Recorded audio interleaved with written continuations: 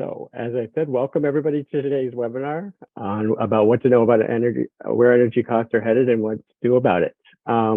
Today's webinar is being recorded, and a version of it will be posted to the CUB YouTube channel for public viewing. I also want to acknowledge today's webinar support from Richard Stork of CUB, as well as Evolution Marketing. Lisa from Evolution will collect your questions for Q&A at the end.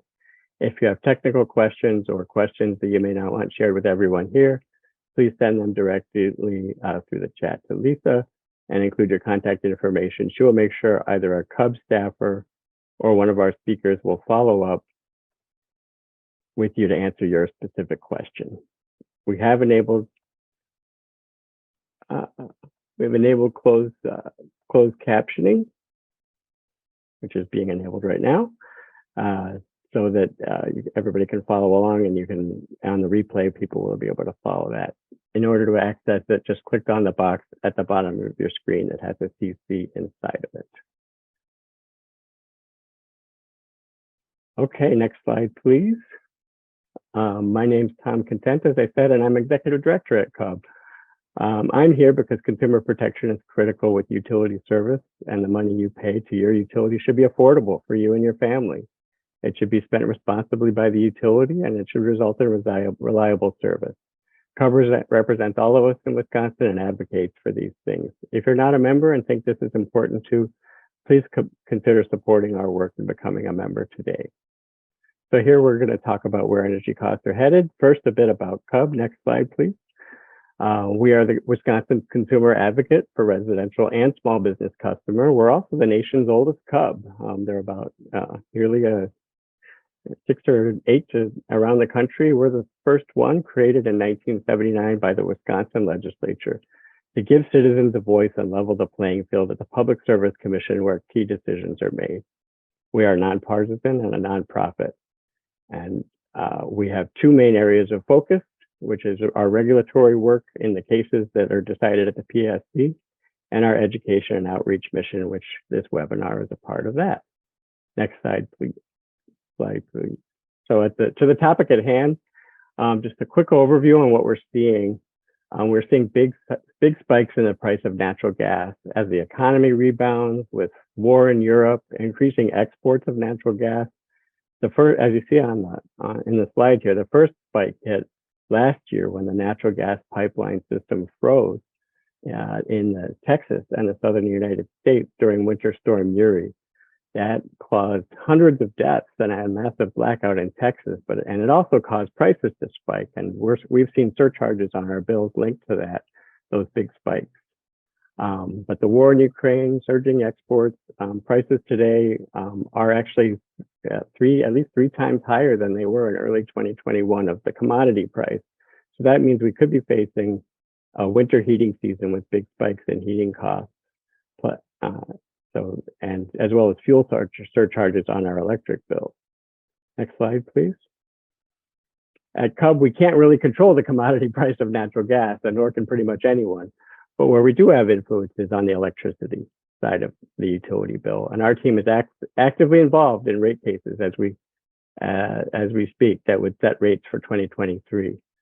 Currently in Wisconsin, our residential electric rates for residential and for small business customers rank second highest in the Midwest and in the top 15 in the country. So we're working on finding ways to level that out and ease the burden for customers. Right now, the WEC Energy Group utilities, including We Energies and Wisconsin Public Service, have sizable increases that would set rates for 2023, or that would go into effect in 2023, and we're working to limit that through our advocacy at the Public Service Commission right now. So with that backdrop, I'm happy to welcome our 3 subject matter experts who are working in the residential energy space in Wisconsin. They are on the front lines of the clean energy transition, and they are here today to share what they know. Please remember to share your questions in the Q&A or in the chat, and we will also be sharing resources in the chat as the speakers are presenting their talks. So today we have with us Francisco Sayu, the Emerging Technologies Director from Renew Wisconsin, Kaila Wilson, Program Director at the Vernon County Energy District, so a nice representative of rural Wisconsin, and then Cedric Walker, Program Manager at Green Homeowners United in Milwaukee County. Following the speaker presentations, we'll have that Q&A period, so please remember to submit your questions in the chat. Francisco, we'll start with you. Okay, well, thank you, Tom, for the introduction and the opportunity to join this conversation. If we can advance to the next slide, please. I appreciate the opportunity to have this conversation. My name is Francisco Sayu. I am the Emerging Technology Director at Renew Wisconsin, where I support electric vehicles, beneficial electrification, battery storage, and other emerging technology in the energy space. Having a background in engineering and energy, being Director of Emerging Technology at Renew it's my dream job. So I gotta tell you about the organization that makes that possible, which is Renew Wisconsin. Next slide, please. So Renew Wisconsin is a nonprofit organization dedicated to building a stronger, healthier, more vibrant Wisconsin through the advancement of renewable energy. We work on policies and programs that support solar power, wind power, biogas, local hydropower, geothermal energy, and electric vehicles. Next slide, please. Last month, during this webinar, the previous webinar, we had 3 speakers that did a fantastic job setting the stage for a clean energy transition. Today, we're going to continue that conversation from last month with an understanding of 2 key facts. And those facts are, the first one is the vast majority of the energy that we use in Wisconsin still comes from fossil fuels. And the second fact is that we, the residents of the state of Wisconsin, are paying a high price for that. It's estimated that between 12 to 14 billion dollars leave the state every year to purchase gas and petroleum products. And of that, we only get about $3.5 billion worth in energy services. The rest of that money is wasted as rejected energy. And that is a problem. We're sending a lot of dollars out of the state, and we're only getting a small fraction of that as energy services. So we need to do something about it. Next slide, please. So what we need to do is we need to transition from the current fossil fuel economy, because we're wasting 64 cents of every dollar that we spend on energy. As I said earlier, we send over $12 billion out of the state because we don't produce any gas or petroleum, and we have alternatives. So I'm here to talk about some of the options that you have and some of the things that we can do to improve that. Next slide, please.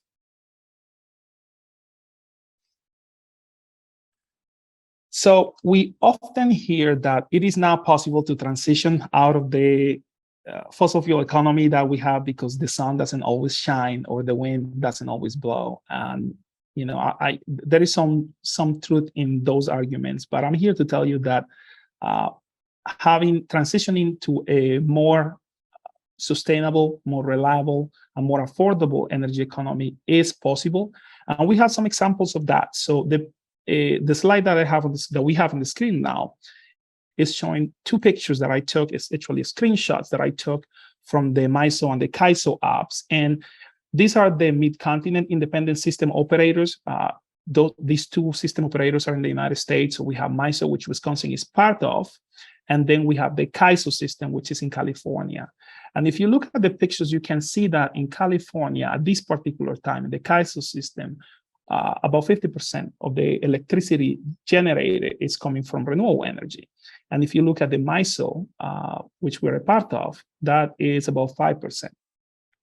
So this is not to say that California gets 50% of their electricity from renewable energies. That's not the case.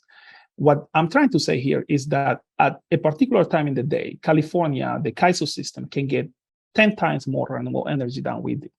And this is something that we need to change. And we do have examples of countries where they are getting a significant portion of their energy from renewables. So, for example, Denmark and Uruguay, they get 61 or 44% of their energy or their electricity from renewable energy. So there are arguments against transitioning as usually something along the lines of, the renewables are intermittent, but we have solutions that we can engage to make this possible. And battery storage is probably one of the main technologies that we can use to help us transition to this better energy scenario.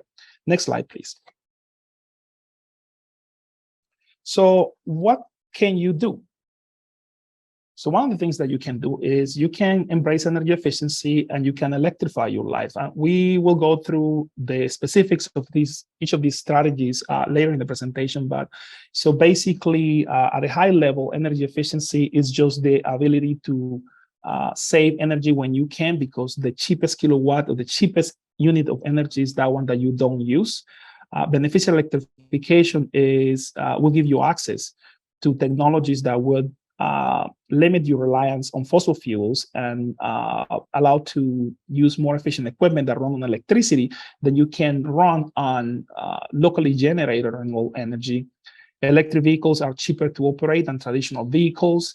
And they have other advantages too. And the same goes for electric buses and electric transit buses. So let's go into more detail into each of these strategies on the next slide, please. So let's talk about energy efficiency. And I spent most of my career working on energy efficiency, actually. So I see a lot of value in doing energy efficiency as we transition to a better energy economy. And one of the things that we could do is leverage advanced energy codes. We have standards, we have technologies that allows us to design and build comfortable buildings that use energy responsibly. We need to take advantage of that. We need to take advantage of the fact that we do have the technology, we have the knowledge to help us build better buildings. One of the things that it's kind of sad to me that it goes underutilized is energy modeling for new buildings. We should be doing energy modeling for every new building to understand how that building is going to use energy and how we can improve on that. Unfortunately, something that we don't do enough. We can support net zero buildings, and you can see in this picture, Wisconsin, we have the largest net zero school in the state, which is a big deal, and we should support this type of projects, and we should see more of that. As a renter, as a homeowner, as a business owner, you can replace your lighting, upgrade your lighting to LED, which is more efficient. It gives you better lighting as well. You can work on weatherization, and later in the presentation today, we're going to hear more about weatherization and making sure that your buildings are well insulated, so you're not wasting the energy that you're putting to heat or cool your building. And last but not least, you can take advantage of the Focus on Energy program. It's a program that is available to everybody in the state because we all pay for it. So take advantage of it, use it, call them, figure out what they have available that might be of benefit to you, and take advantage of that. Next slide, please.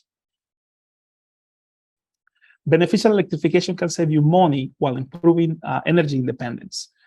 Because the idea behind beneficial electrification is that we're going to move from using imported fuels, gas and petroleum products, to using electricity that we can generate here in the state. And one of the example pieces of equipment that you can use for beneficial electrification are heat pumps. And heat pumps are a great technology. Imagine your refrigerator working in reverse to heat or cool your house. So they have the advantage that they don't generate, they don't produce any heat. They just move heat from where it's available to where you need it. And heat pumps are 3 to 4 times more efficient than traditional HVAC equipment. Heat pumps also provide both heating and cooling. So if you're building a new building, a heat pump will give you heating and cooling with one piece of equipment, which can save you money in terms of the equipment that you have to install. And there are electric appliances that can run on locally and homegrown renewable energy. Next slide, please. Electric vehicles can save you money while improving air quality. And this picture here is actually, that is me with my electric vehicle in the background. And I took this picture a few weeks ago. My wife and I went to Milwaukee for a wedding, and I took this picture at the fast charging station on the way back. And it was a great experience. We're super happy having an EV. For our family, we found that we save about $1,300 a year on fuel cost compared to the vehicle that we replace. This vehicle has very low maintenance cost because it doesn't require oil changes ever. And the vehicle has very few moving parts. So, we don't have to replace a lot of parts on this vehicle. We can purchase clean energy from our utility. In this case, it will be Malibu Gas and Electric. They have a program called Green Power Tomorrow. And we can purchase renewable energy and run our EV on renewable energy all the time if we decide to do that. We don't need a dedicated EV charger. We can just charge our vehicle on a 128-volt outlet, the same outlet that we use for charging our cell phones. This vehicle is smooth, it's fast, and it's a lot of fun. I mean, I'm a car person and I love driving cars. And the Bolt, it's one of the most fun cars that I have driven. And I've driven a lot of different cars. We have an 8-year warranty on the battery, so that gives us some peace of mind. And another interesting thing that it might not be a big deal for people, but for me it's huge, is the fact that I have a 4-year-old daughter. And sometimes when we go out and she falls asleep in the car, we get back home, and I can leave my daughter in the car finishing her nap with the air conditioning on or the heat on in the car, in the garage. And I don't have to worry about anything because the car is not spewing any fumes while the car is running. So it's a small thing, but it's something that has a lot of value for me, because not only I can let my daughter sleep in the car, but having little kids in my house, we have a loud house. And if I need to make a phone call or I have to join a meeting and the house is too loud, I can always go into my EV and I can close the door and turn the air conditioning or the heat and have a space that's comfortable and that is not a hazard for anybody. So, another little advantage that you can have while owning an EV. Next slide, please. Now, we know electric vehicles are a new technology and there are some costs associated with it, but electric vehicles might be more affordable than you think. And here in this slide, I'm showing some screenshots that I took out of Auto Trader last week, looking at vehicles that are for sale. And you can see that, there is a price premium for electric vehicles, but that, $3,000, $4,000 price premium is something that you can recover to fuel savings in 2 to 4 years, depending on fuel costs and how much you drive. So in our case, it totally makes sense to make the switch to an electric vehicle. So I recommend you the next time you're looking for an electric vehicle or for a vehicle, just see your options, just see what might be available to you, and you might be surprised. And also, this is huge, the Inflation Reduction Act that was signed into law this week provide new incentives, tax incentives for electric vehicles, use electric vehicles, which will make it more affordable, more accessible for a lot of people. So that's also great news in terms of electrification of transportation. Next slide, please. Well, I guess I cannot, no conversation about EVs these days will be complete without mentioning the hottest EV for sale on the market, which is the Ford F-150 Lightning. And here is just a quick comparison of some of the features and the advantages that you have by electrifying your truck. So the F-150 Lightning has no tailpipe emissions, fuel savings of around $2,000 a year, depending on fuel costs and how much you save, very low maintenance. And the difference in price is not significant if you're able to get one of the lower trim levels, starting at $40,000. So, definitely something that I recommend people to at least take a look at to see what opportunities they might have to save some money. And the F-150 lets you run your house. You can run your house in case of a power outage up to 4 days or more with your truck. And how cool is that? Your gas F-150 doesn't do that. So the fact that Ford is is electrifying their highest selling vehicle, it sends a good message. And is the right signal in terms of the value that we can get from electrification. So I encourage you to also take a look at that and see how that might benefit you. And I believe that's the end of my slides. So yeah, with that, thank you for the opportunity. And then I'll pass it back to Kaila. Hi, everyone. Thanks for having me join at any time we can get to talk about the Vernon County Energy District. We're really excited. So I'm happy to be here. And I am going to kind of carry on from what Francisco was talking about and really drill into the community level. Because as the Energy District in Vernon County, we're really focused on how we can go bring each other together and learn together and work through collective action. So you can go ahead to the next slide. So the number one question once we get started and when we introduce ourselves is, what exactly is an energy district? And so we are a county level nonprofit. And originally the idea was started in Iowa. So you see a map of Iowa here with all the energy districts that have formed. There are a total of 11, with Wisconsin being the 11th, or with Vernon County being the 11th, and we're the first in Wisconsin. So we're pretty proud of that, but I'm hoping to share the ideas and get moving and get more counties in the area to create their own energy district. And the idea is really modeled off of the soil and water conservation districts that were created in the 1930s. Those were created to support local watersheds, with the idea that local action is needed to support an actual local watershed that's unique, has different environmental implications and factors. The same goes for energy. Our local energy system looks different in Vernon County than it does in Milwaukee or in other areas, Dane County or other areas throughout the state. So you can go ahead to the next slide. And a little bit more, energy districts really kind of create their own, what works for them in the county. As I mentioned, it's unique to each local area, but we focus on these 5 areas. Everything from like working with local leaders to have conversations about what energy looks like, to looking at policy and how they impact both us at the local level, at the county, city and village level, but also educating and working with the state to educate and inform policy that trickles down to us and that is either getting in the way or serving us in a positive way. And then also financial tools. There's a lot of, especially with the new bill that just came out, or the Infrastructure Reduction Act, there's a lot of new information and tax credits that are coming out. How do we get that information out to residents and businesses and make sure that they're utilizing and then taking advantage of all the incentives and rebates, as well as just making sure that we can access funding opportunities, whether it's through credit unions or loans, and we'll touch a little bit more on that in a few minutes. And then technology. There's a lot of new technologies or old technologies that are now being improved and more affordable. So we are educating ourselves and trying to share the word with other people in the county about what's working and what's not. Yeah, you can go ahead to the next slide.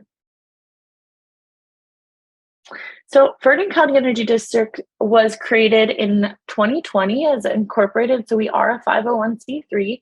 And fortunately, we were awarded an energy innovation grant program through the Wisconsin Public Service Commission that really allowed us to seed and launch our idea as an energy district here, but also to get an energy assessment program up and running and just build knowledge and awareness in the county. So those priorities really focused on reducing our energy costs, reducing carbon emissions, and increasing resiliency. But our main mission is to think about how can we keep energy production locally owned, locally produced, and ensure that it's renewable. So we believe that moving forward into the future, that these systems are more efficient and serve the local community in better ways.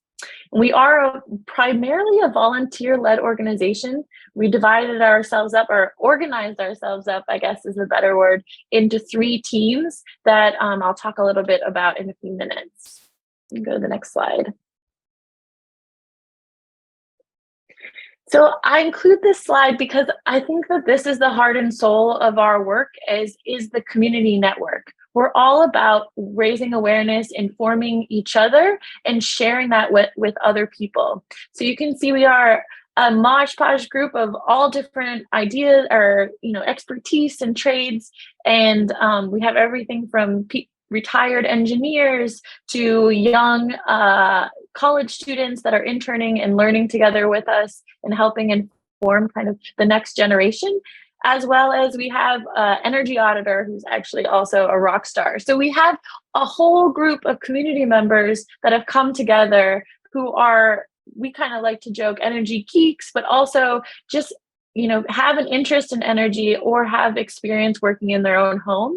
And how do we share that then with our friends and neighbors and continue spreading the knowledge? Additionally, we have 12 volunteers that participate pretty regularly that help inform our work. Go ahead to the next. So in Vernon County, we actually have a population of around 30,000. So we're fairly rural and fairly low income. We have an opportunity zone in our region or in the county. And so we focus on how can we keep energy cheap, reduce our energy burden, and keep money more local instead of having it leave the county. And through the same kind of reflecting on what Francisco talked about, the report that $12 to $14 billion leaves the state every year, well, we narrowed it down to $76 million leaves our county alone each year in energy costs. And if we did the math, when we do the math, that's $10,000 per family of 4. That's no short change. That's a lot of money for a family. So what can we do to keep that local? And we, while we're a rural county, we also have a ton of land opportunity. So if we can help each other get more solar, particularly more solar, so that's what's more utilized here, keep that local and get more solar on, we can keep that money more local and have our ownership. Another thing is that, as a rural county, we have 8 different utilities that we're served by, which is a lot comparatively to maybe some other counties, 2 IOUs, 3 co-ops, and 3 municipalities, which allows us is complex. So we have to learn a lot of different systems or make a lot of different connections, but it also gives us a lot of flexibility and opportunity to do various projects, whether it's a solar project with a municipal utility or working with an investor owned on EV charging infrastructure and trying to get locations. Go ahead to the next. So over the course of the last year, with the EIGP grant, we were able to create what we call our energy assessment program. And so we have 4 different services that kind of came out of that. And again, this is all mostly volunteer run with 1 program director, which was my role in this. So the energy assessments is essentially, if Lisa, you can throw the link in the thing. We have an online energy assessment survey that you can fill out virtually, fill in your information, and it'll generate a report that comes back and tells you, okay, this is where you're at now as far as what kind of heating system you have, what kind of car you have, it takes a look at all the energy systems in your whole house and in your life, and where you can go to more further electrify and decarbonize. That's just all, and it comes out to be about a 12-page report. So you get that report, and then from there, we offer a one-on-one consultation with one of our energy advisors, our trained energy advisors. And so they'll go through the report and just talk to you about your unique situation and start making goals as to how you can move forward in your energy space, as well as just providing more information on those incentives and those tax credits and any other funding opportunities that are available to you. So over the course of the year, we've done 308 residential assessments, 28 business assessments, and have actually gone and met one-on-one with 91 different people, different residents and businesses in the community. Secondly, we had energy audits. Go to the next slide. I'm not sure where it's at.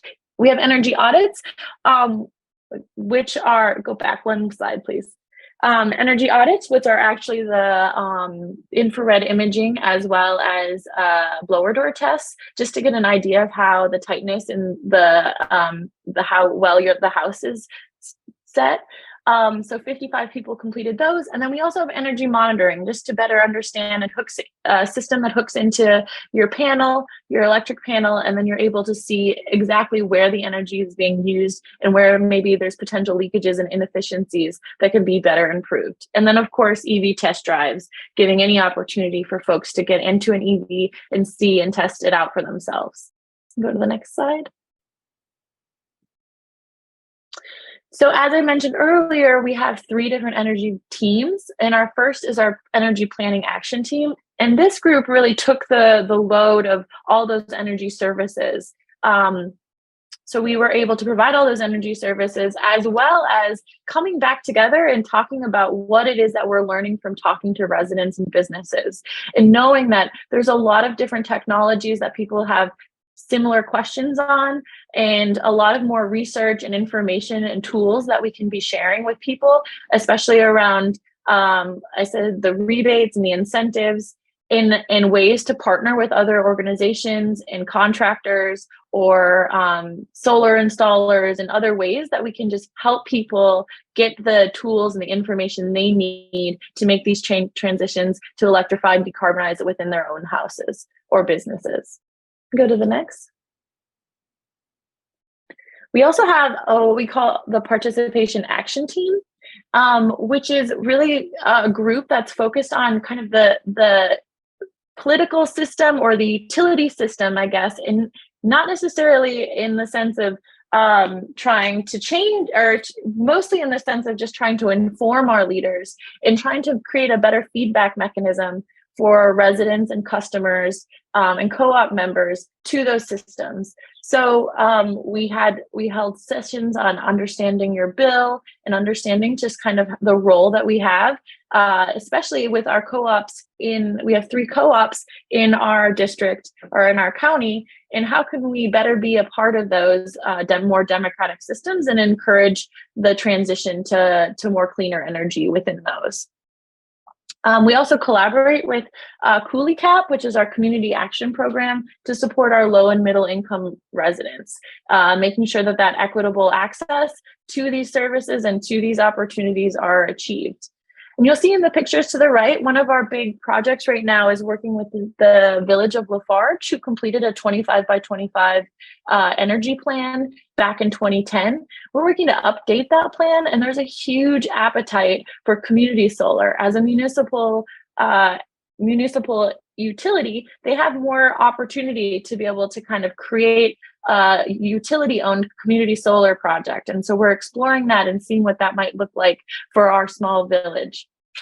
Go to the next.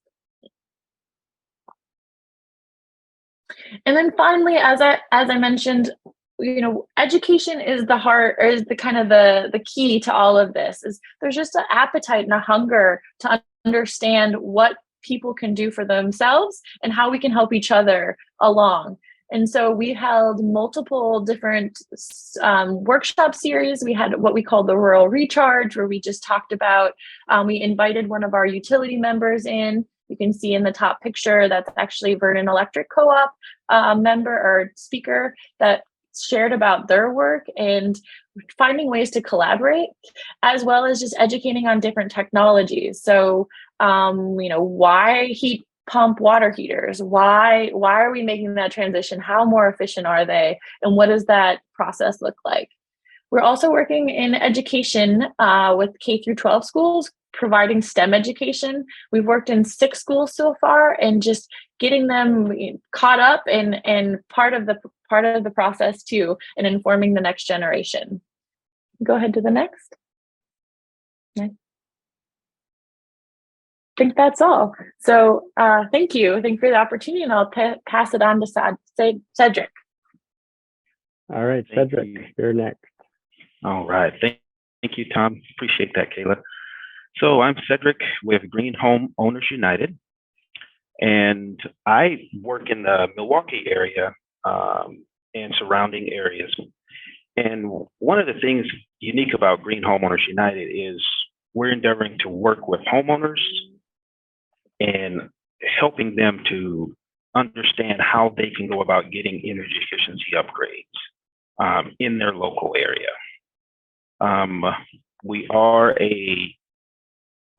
We work with a home energy score. Each home can be assessed on a scale of 1 to 10, their energy efficiency.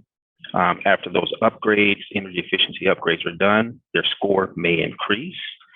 We are focused on Energy Trade Ally, which Francisco mentioned earlier, that we do work with them to make those resources available to to everyone, as many people as possible.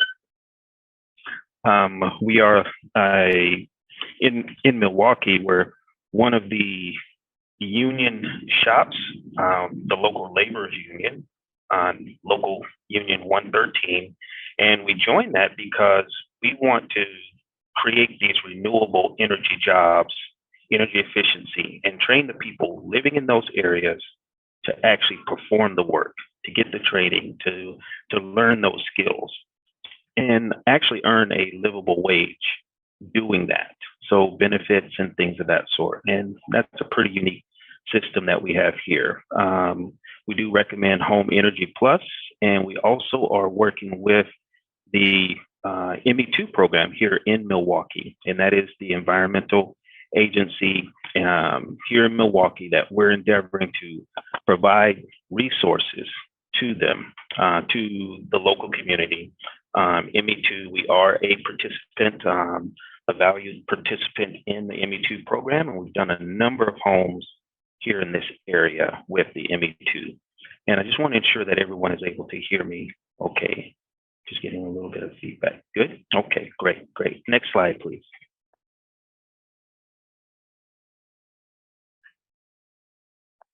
All right, so what can you do? Francisco and Kaila and Tom, they've given us a broad overview of energy efficiency and things, but I want to bring that home and bring it down to where you're living. What can you do to help with the energy efficiency, with the energy crisis that we have? And the first thing is get an energy assessment for your home. Kaila mentioned it, Francisco mentioned it, and it's really a lot of tools there so that you can figure out what your current usage is, where you're spending, where that utilities or where your energy is going, and how best to combat that. There's, as Francisco mentioned, modeling for homes, and energy assessment is really bringing that down to the local level where your structure is going to be different from every other structure. So having someone go in and actually take a look in your attic, take a look in the basement, checking out the walls, things of that sort. Getting an energy assessment is going to be invaluable. Also, prepare for tax credits and rebates. With the law that was just passed, there's going to be tons and tons of things that are already or have already been in place, and we want everyone to be aware of that. But I just want to let everyone know is that the tax credits, they are tentative to getting that home assessment or that energy assessment. Many of those tax credits, you have to get a home assessment in order to do that. So there's various ways you can do that in your local area. Just look at energy efficiency assessments in your local area, and you can find someone that's qualified, and they have to be a rated assessor. In other words, they have to have the credentials in order to say this is where your home is in the energy usage. And then also learning about possible grants and things to help with home improvements. Many times you don't necessarily have to come out of pocket for those improvements. There's many grants, there are some low-cost loans that that are available in different areas, but look around and just reach out to your municipality, your city departments, and find out what is available, even perhaps in your local area as far as neighborhood improvement districts and things of that sort, which I'll go into in just a little bit. Next slide.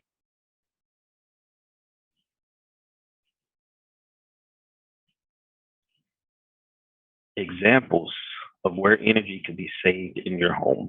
And this should come up with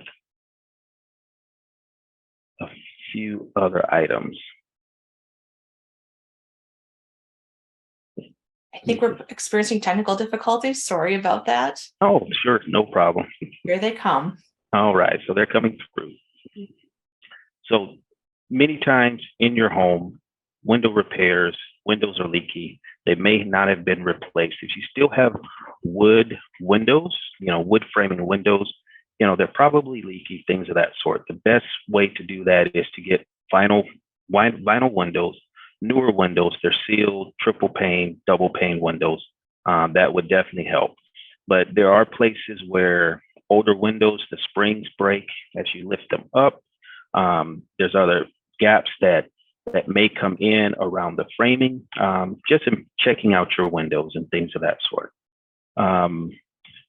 From windows, and I don't see those other items coming up. Oh, window replacement, again, going about and getting the most efficient windows that you are able to get. I'll explain and go into some of the misconceptions about windows.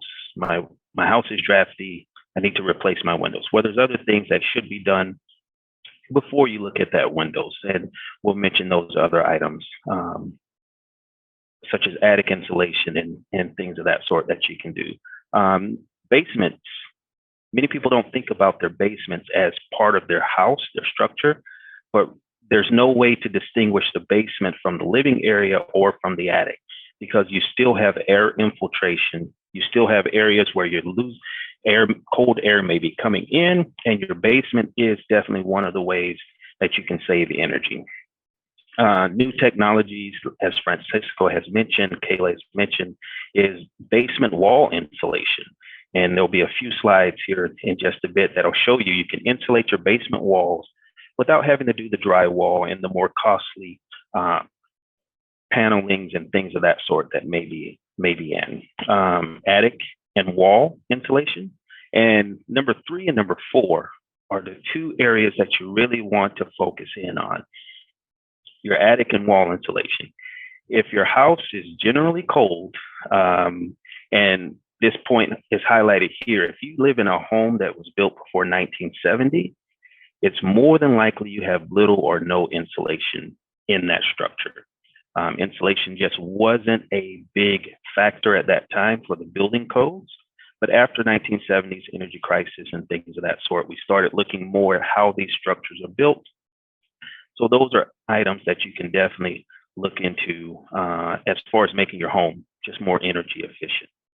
And again, any wattage that we save, any heating that we save is going to really impact the overall effect that we have on the environment.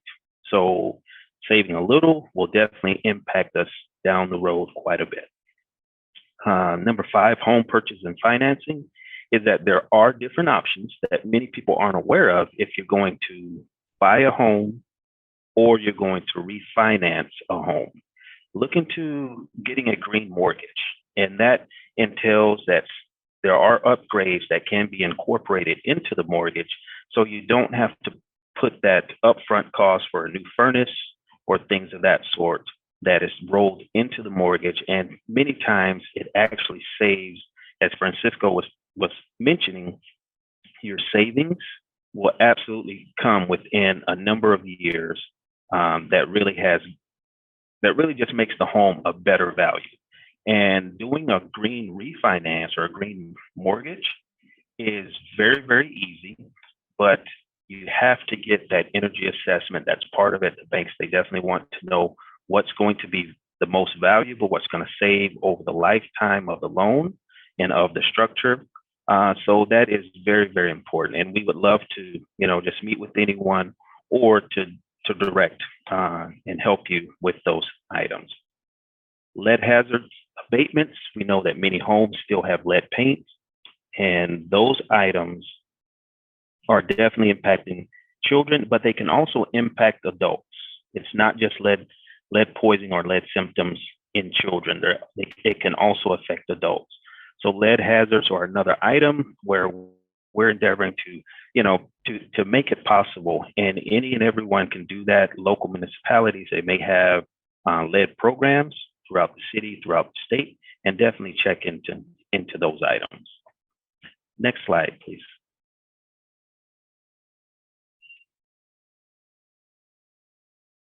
So here we have basement walls, and you'll notice there is no insulation on the left side there as you're looking at it, or the right side. You can see the basement walls are bare, but to the other side on the after picture, you have basement wall insulation, and that's a rigid foam board, which basically gives you an equivalent of about an R10 for basement walls. And this is the best analogy that I can give to you. If you, in the wintertime, we put on a cap to keep our heads warm. We put on socks to keep our feet warm. And it's amazing how much that helps us feel comfortable. Well, if you do attic insulation and you insulate your basement walls, it's basically very similar to doing that for your home. You're putting a cap on your home with attic insulation. You're insulating your basement ceiling, your basement walls, and that's like putting socks on your home. It's just going to help your home feel more comfortable. You won't have to turn your furnace up much more. And typically when the attic is insulated and the basement is insulated, we found that there's generally a 4-degree difference as far as comfortability. So instead of setting your furnace to 76 degrees, well, maybe you set your furnace to 72 degrees. And if your tolerance is lower, you set it to maybe 70 degrees. But those items will definitely help your home feel more comfortable and allow you to be more comfortable. Next slide, please. And here, attic insulation. As you put the cap onto the home, you see our guys that they're working, they're insulating the attic slope, which is in the roof area. No insulation. Again, homes built before the 1970s really didn't have much insulation in there. So there's no insulation in the slope roof. What we did is we capped off, instead of going all the way up to the peak, we capped off the ceiling area to insulate there. And we brought that attic from R0 up to about an R38. And you can see it is used for storage, but they had heat from the living space below escaping through the attic. So this is, again, just another way, if you look into your attic, to find, okay, this is going to save me energy because I'm not losing the heat, but also in the summertime, your air conditioning is not going to escape. Insulation works both ways, for cold and for heat. Next slide, please. Energy efficiency programs. And I had mentioned this a little bit earlier, but neighborhood improvement districts or home improvement districts, there may be different avenues that you may already be contributing to a certain amount each month, that district, that improvement districts or business improvement districts already have funds set aside for improvements. And we're endeavoring to help the homeowner or consumers find those avenues to allow them to make those resources. Public Service Commission grants, and wherever you are, begin to find out about those types of things. Begin to look and discover, okay, what's out there, what is available, because there are many resources. And with the new bill being passed, there are funds that are coming for these particular programs and these types of improvements. City and state environmental departments begin to look at their website, find out about energy usage. Your utilities also, they'll have programs that will gear towards energy efficiency. Replace your old HVAC with high efficiency heat pumps, and also high efficiency air source water heaters, which is a great avenue that actually pulls the warm air and brings it into your home, and it makes it so much more efficient that it's really just unbelievable. The technology's been around for a while. It is very common in Europe and other countries, and we are making headway here in the U.S. to get those heat pumps and air source heat pumps more efficient and open to the public. Install LED lights. That's been the big thing. If you still have any incandescent lights or any CFL lights, just get them out of your home. There's mercury in CFL lights. Incandescents, we can compare those basically to a heat bulb. They're not a light bulb, they're heat bulbs. And much of your energy from your incandescent lights is going to heat. And you can feel it. You touch it and it's hot. That's energy that's wasted. And then other items for solar, for heat, and for hot water. And with solar, there are different avenues, there are different websites that you can go to find out if your home is a candidate for solar.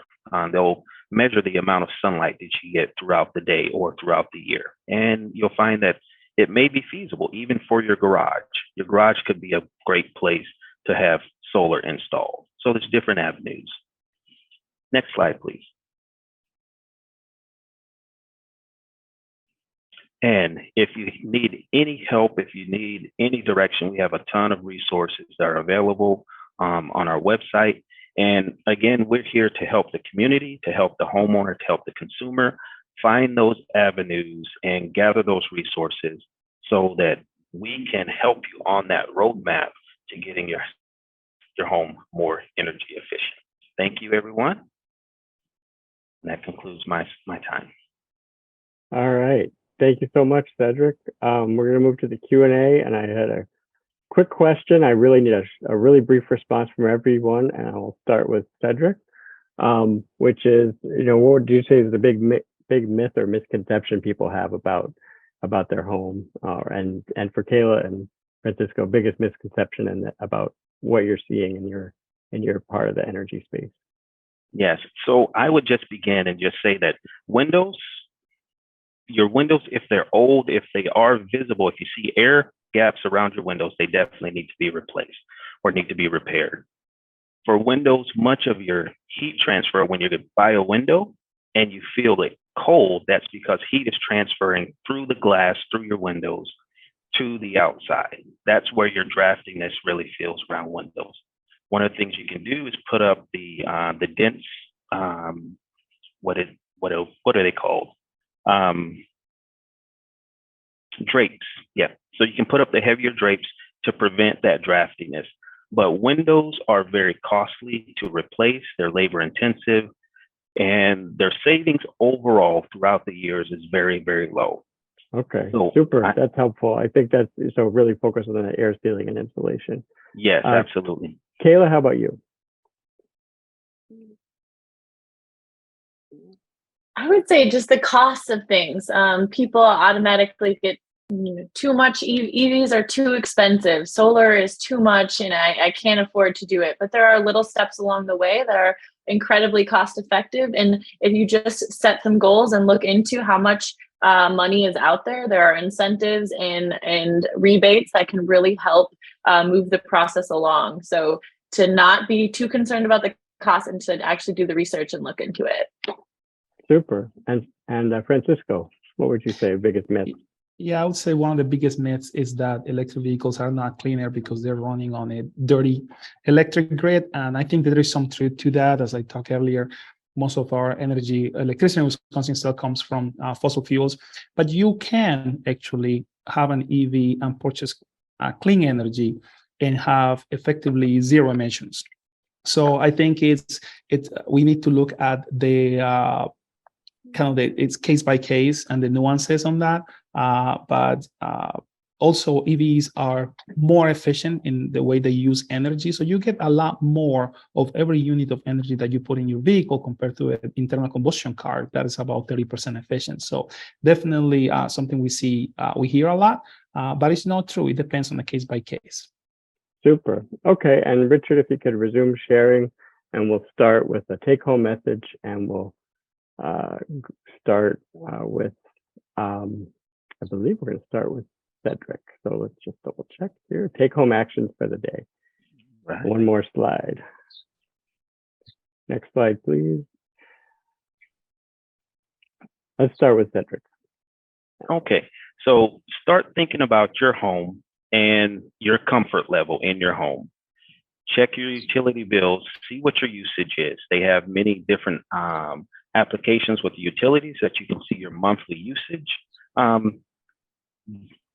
Get a energy assessment or a home energy assessment. Find out where the problem areas that we could save energy.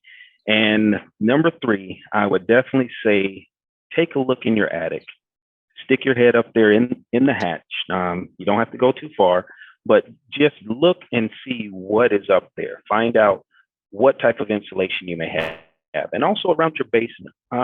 Is your basement cold? Is it very, very cold in the winter? There's just find out what your home is like and where some of those problem areas are. And if you're not sure where to begin, just give me a call, just contact our office, and we have lots of resources to help you on that roadmap to getting energy efficient. Super, and then we'll go to Kaila next.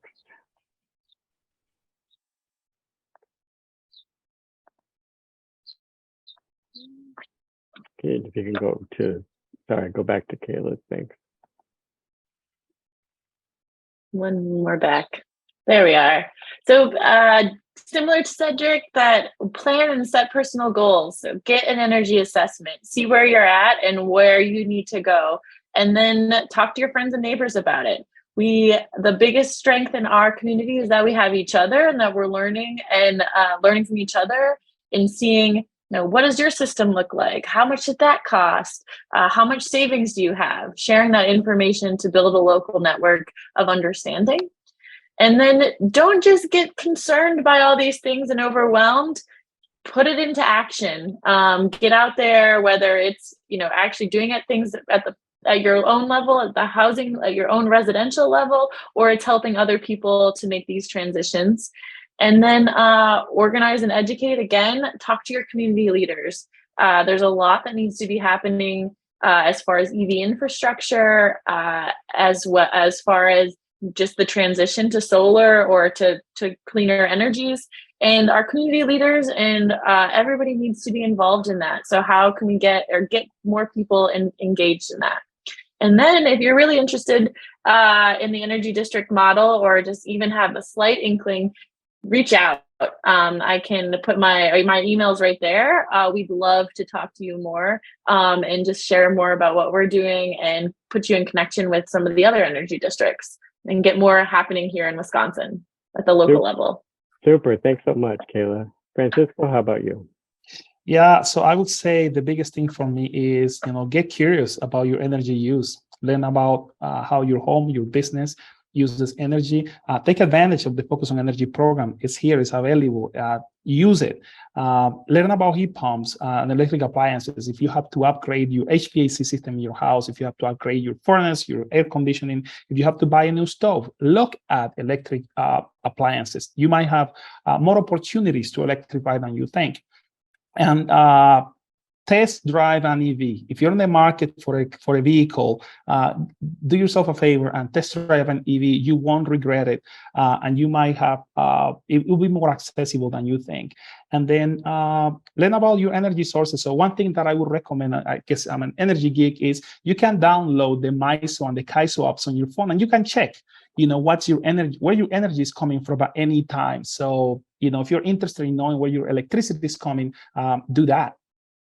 Super. Thank you so much. Well, that brings us to our end, and I wanted to just thank everybody for attending. Thank you, our promotional partners, for promoting the event. Thank you to our expert panelists who gave such great insights. And I wanted to let you know that this is part of a series, and our next residential seminar will be on September 22nd at noon, really focused on action steps to take now to use less energy. So again, thank you for attending. This brings us to the end of the webinar, and have a great afternoon.